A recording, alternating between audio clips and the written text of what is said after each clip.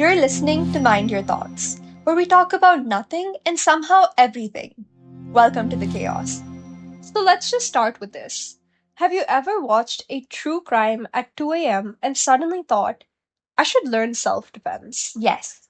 And I've also Googled how to survive a serial killer immediately after. But here's the thing, we keep watching, even when it's disturbing, especially when it's disturbing. Why? Because humans are nosy. But more than that, we have something psychologists called morbid curiosity. It's like our brain gets a little thrill from seeing the dark side, from a safe distance, of course. That makes sense. It's like going to a haunted house. You know it's fake, but your adrenaline's like, let's pretend it's real. But with serial killers, it's deeper. We don't just want to know what they did. We want to understand why. What made them this way? Were they always like this? Did something break? And honestly, I think a lot of us end up forming some weird psychological attachment to these stories. Not admiration, but like fascination. Like Jeffrey Dahmer, that Netflix show turned him into a pop culture moment. Yeah, he was trending on TikTok. People were making fan edits. It was creepy and kind of concerning. It's that blend of revulsion and attraction. We hate what they did, but we can't stop watching. That's morbid curiosity, an emotional conflict rolled into one binge worthy series. This is where cognitive dissonance kicks in.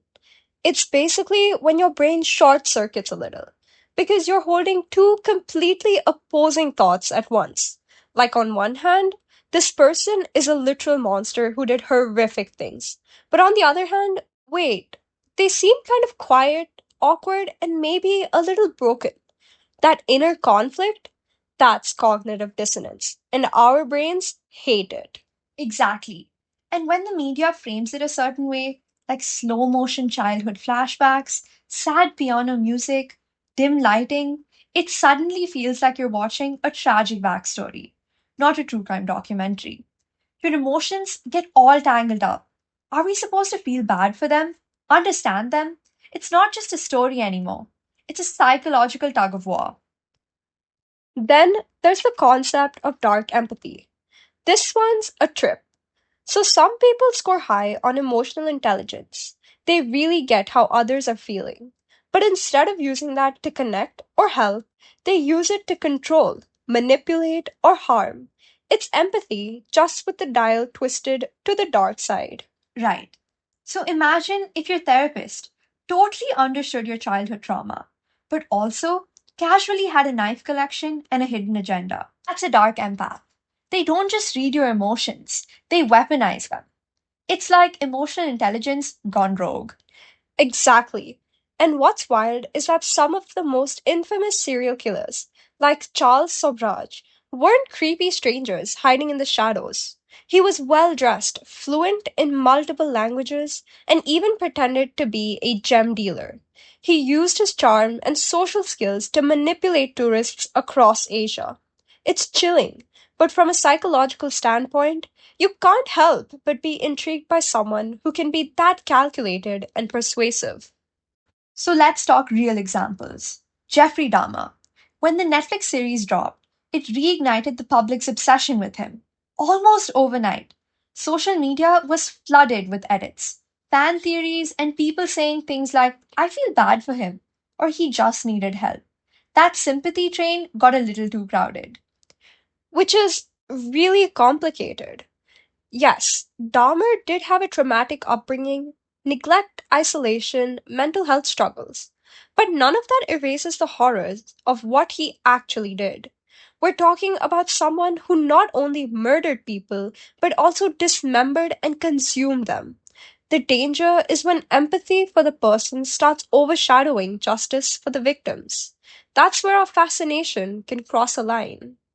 And the way stories are told can shape how we feel. There's a difference between understanding someone's background and justifying their actions. What really freaked me out were the Halloween costumes. People literally dressed up as him. Like, what happened to dressing up as a vampire or a clown? Right?